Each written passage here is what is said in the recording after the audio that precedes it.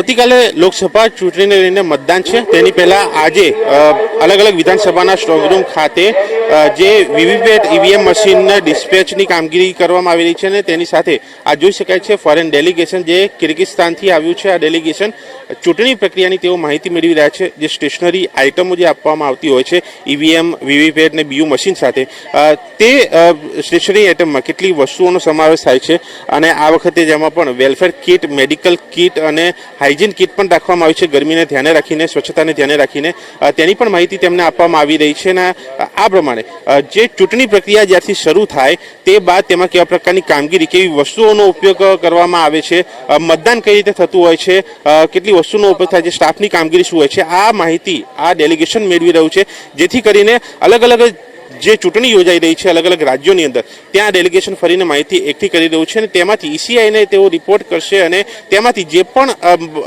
પ્રક્રિયા સારી લાગશે તે પ્રક્રિયા કદાચ તેમના ત્યાં પણ જે ઇલેક્શન થાય તો તેમાં તે ઉપયોગ કરી શકે. આ પ્રકારની માહિતી, આ પ્રકારના ડેટા કલેક્ટ જે છે તેઓ આ ડેલિગેશન કરી રહ્યું છે અને આજની આ તેમની મુલાકાત એક વિશેષ માનવામાં આવી રહી છે. કેમેરામેન પ્રવીણ વાઘેલા સાથે દર્શન રાવલ, વીટીવી ન્યૂઝ, અમદાવાદ.